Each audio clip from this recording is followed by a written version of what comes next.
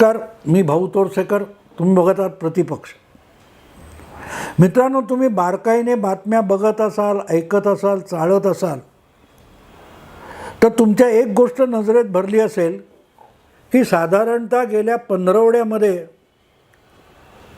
शरद पवार, सुप्रिया सुळे यांच्या राष्ट्रवादी पक्षाचे अतिशय ताजेतवाने तरुण नेते रोहित पवार यांचं काही फारसं ऐकू आलं नाही. म्हणजे कुठे अचानक गायब झालेत असा मला प्रश्न पडला. नाहीतर रोज जगाला आपण ज्ञान पाजलं पाहिजे, नाहीतर जगाचा ज्ञानाअभावी मृत्यू होईल अशा भ्रमात वावरणारा सगळ्यात तरुण नेता कोण असेल तर त्याला मी रोहितदादा पवार असं म्हणतो. पण गेल्या साधारण 15-1 दिवसामध्ये, 10-15 दिवसामध्ये रोहितदादांनी कुठे ज्ञानदान केलेलं मला आढळलं नाही. अर्थात त्याची काही कारणं इतर व्यावसायिक असतील तर मला माहिती नाही. पण मग मला अशी शंका आली की फारच उडायला लागला आहे म्हणून त्यांचे पंख छाटण्याचा करेक्ट कार्यक्रम कोणी केला आहे का? कारण अलीकडल्या काळात महाविकास आघाडीतले जे लहान मोठे पक्ष आहेत, म्हणजे लहान म्हणजे शरद पवारांचा राष्ट्रवादी आणि उद्धव ठाकरेंची उभाटा शिवसेना, आणि मोठा पक्ष म्हणजे काँग्रेस. तर काँग्रेस पक्षामध्ये कोणीही कसाही उडू शकतो, त्याचे पंख छाटता येतील अशी कैची कोणाकडेच नाही. असेच नेते महाराष्ट्रात आहेत. आणि महाराष्ट्रातले जे काँग्रेसचे एकापेक्षा एक दिग्गज नेते आहेत त्यांना दिल्लीतले काँग्रेसचे हायकमांडचे लोक हिंग लावून विचारत नाही.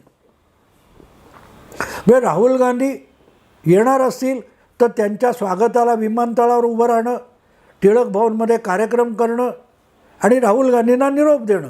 त्यानंतर महाराष्ट्रातल्या काँग्रेसच्या नेत्यांना दिल्ली दरबारी काँग्रेसच्या काडीचीही किंमत नाही आहे. राहिलं कोण? तर उभाटा शिवसेना आणि राष्ट्रवादी काँग्रेस या दोन पक्षामध्ये सध्या करेक्ट कार्यक्रम करण्याची काहीतरी मोहीम चालू आहे का अशी शंका येते.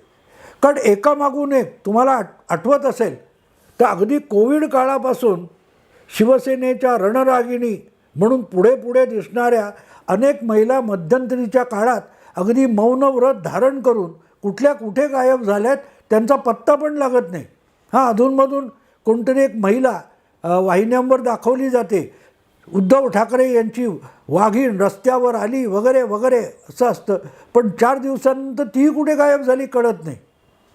मध्यंतरी कुठे काय अशा होतात. तर हां, सुषमा अंधारे गायब झाले आहेत बराच काळ. अधेमध्ये कुठेतरी त्यांचं ट्विटर किंवा सोशल अकाउंटवर काहीतरी दिसतं. पण जशा साधारण 6-8 महिन्यापूर्वीपर्यंत सुषमा अंधारे 24 तास आणि आठवड्याचे 7ही दिवस सगळ्या चॅनेलवर झळकत होत्या, त्यांचा करेक्ट कार्यक्रम कोणी केला कळत नाही. उद्धव ठाकरेंनी स्वतः काढायची ठरवलेली प्रबोधन यात्रा होती, ती उद्धव ठाकरे सुरू करू शकले नाहीत. ती सुरू करण्याची जबाबदारी त्यांनी सुषमा अंधारे आणि भास्कर जाधव यांच्यावर टाकलेली होती. त्यांनी टेंबी नाक्यापासून ठाण्याच्या सुरू केलेली प्रबोधन यात्रा ही कोल्हापुरात काय त्या बिंदू चौकापर्यंत जाणार होती. पण टेंबी नाक्यावरून निघाल्यावर पालघरला जाईपर्यंत भास्कर जाधव थकले आणि त्यांनी प्रबोधन यात्रेतून काढता पाय घेतला. त्यानंतर अधूनमधून कुठेतरी भास्कर जाधवांचं काहीतरी ऐकू येतं. पण मग तो किल्ला किंवा तो मोर्चा एकट्या सुषमा अंधारे लढवत राहिल्या होत्या. त्यांच्या जळगावच्या सभेला परवानगी देऊ नये यासाठी मंत्री कामाला लागले. त्यावरून सुषमाताईंनी केवढी मोठी पत्रकार परिषद घेतली होती तुम्हाला आठवते. आणि होत मध्यंतरी कधीतरी 3-4 महिन्यापूर्वी ती प्रबोधन यात्रा अंबाजोगाईमध्ये जाऊन संपली.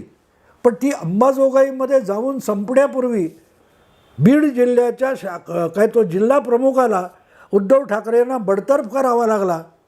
आणि त्याने नको त्या भानगडी समोर आणल्या की शाखा प्रमुख, विभाग प्रमुख, उपविभाग प्रमुख, गटप्रमुख नेमण्यासाठी सुषमाताई पैसे मागतात असा गौप्यस्फोट त्यांनी केला. आणि तितकाच नाही तर आपण 2-4 लाफे चपराकसुद्धा सुषमाताईंना लगवण्याचं व्हिडिओज टाकून दिला आणि त्याचा गवगवा इतका झाला की त्याच्यावर अधिक चर्चा होऊ नयेत म्हणून सुषमा अंधारेंना काही काळासाठी मागे घेण्यात आलं आणि गेले 4-6 महिन्यात बघितले तर सुषमाताई या माध्यमात दिसत पण नाहीत. सोशल मीडियातून काहीतरी उचलून कुठल्या तरी चॅनेलने काहीतरी दाखवलं तर सुषमाताई अजूनही शिवसेनेत आहेत याचा पत्ता आपल्याला लागतो. नाही तर सुषमाताई आजकाल काय करतात कोणालाच माहीत नाही. कारण त्या अर्थातच सुषमाताई करत काहीच नव्हत्या.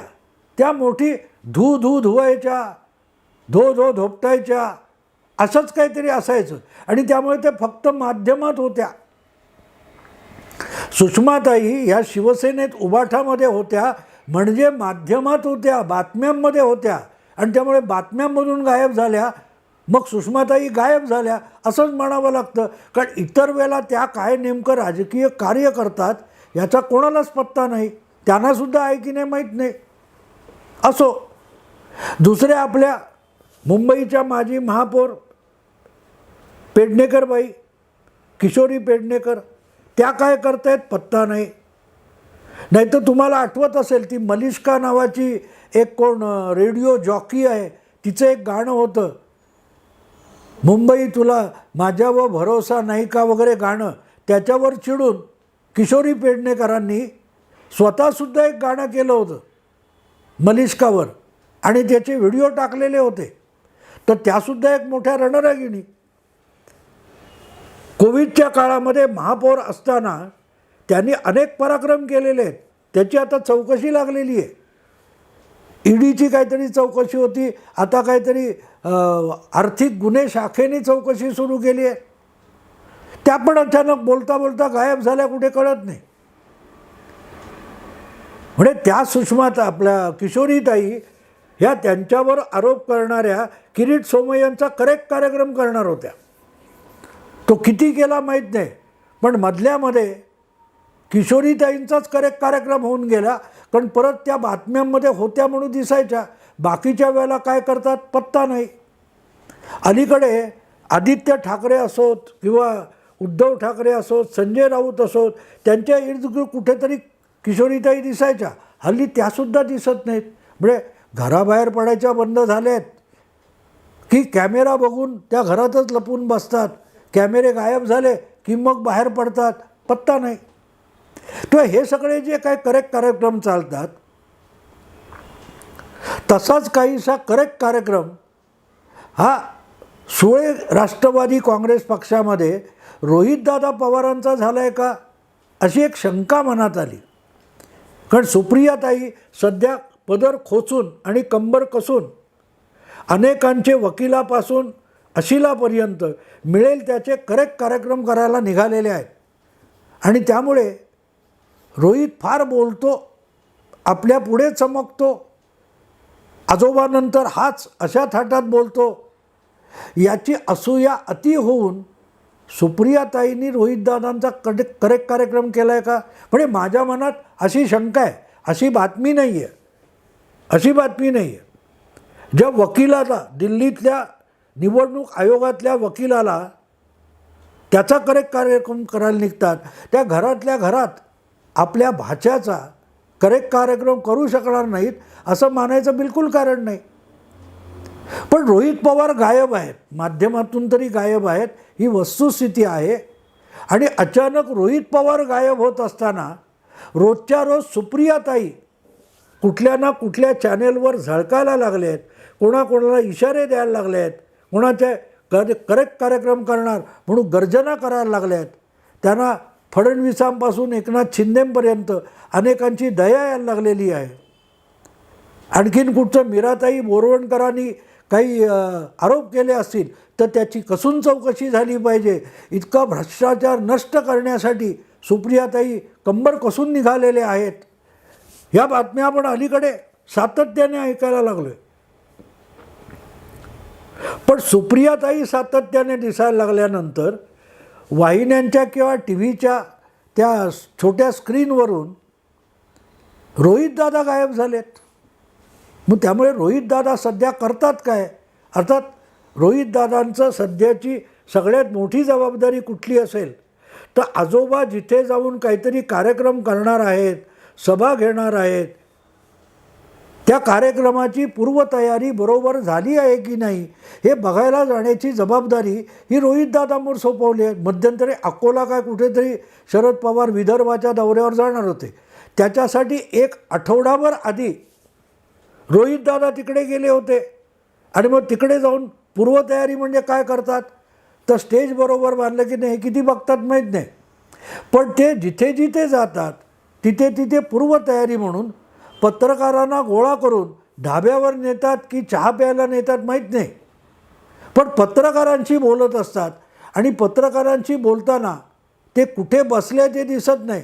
त्यामुळे ढाब्यावर बसलेत की चहाच्या टपरीवर बसलेत हे आपल्याला कळत नाही. पण एक गोष्ट असते की शरद पवारांच्या दौऱ्याचे कार्यक्रम यशस्वी करण्यासाठी जी पूर्वतयारी करायची असते ती रोहितदादा करतात आणि त्यासाठी पूर्वतयारी म्हणून तिकडे जाऊन पत्रकार परिषदा मात्र घेत असतात. आणि त्या पत्रकार परिषदेतून अर्थातच भाजप, एकनाथ शिंदे, कोण असतील आणखीन, त्यांचा ते अजितदादा यांचा समाचार घेत असतात. आत्ता कुठे गायब आहेत पत्ता नाही. कदाचित ते गायब आहेत कारण मध्यंतरी परत एकदा शरद पवारांनी आता लवकरच दसरा संपल्यावर महाराष्ट्र पिंजून काढण्याची घोषणा केलेली आहे. आता यापूर्वी शरद पवारांनी अजितदादा गेल्यापासून महाराष्ट्र इतका पिंजून काढला आहे की त्यानंतर पिंजण्यासारखं काही शिल्लक राहिलं आहे का हे आधी शोधावं लागेल.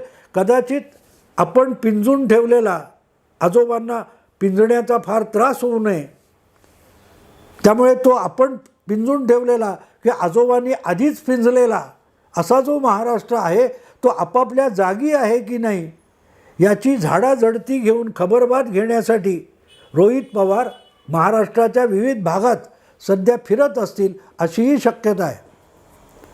पण दुसरीकडे असंही आहे की रोहित फार उडायला लागला, त्याचे पंख छाटले पाहिजेत म्हणून सुप्रियाताईंनी करेक्ट कार्यक्रम केलेला असू शकतो.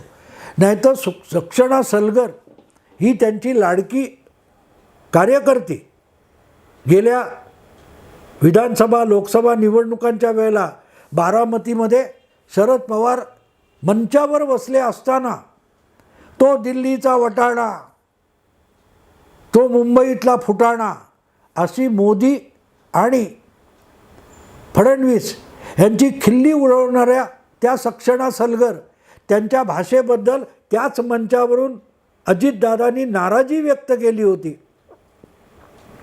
तेव्हा सुप्रियाताईंनी अगत्याने सांगितलं होतं की ग्रामीण भागात अशीच भाषा चालते. इतक्या सक्षणा सलगर या सुप्रियाताईंच्या लाडक्या होत्या, पण त्या फारच पुढे पुढे करायला लागल्या तेव्हा त्यांचा करेक्ट कार्यक्रम सुप्रियाताईंना करायला लागला होता. आठवतं मुंबईमध्ये 1 सप्टेंबरला राहुल गांधी आले होते तेव्हा त्यांच्याबरोबर काही राष्ट्रवादीचे कार्यकर्ते आपले फोटो काढत होते. त्याच्या मागे सक्षणा सलगर उभ्या होत्या. त्यांचा करेक्ट कार्यक्रम करताना सुप्रियाताईंनी सक्षणा सलगरला हाताने ओढून कॅमेऱ्याच्या फ्रेमच्या बाहेर नेलं होतं. याला म्हणतात करेक्ट कार्यक्रम करणं.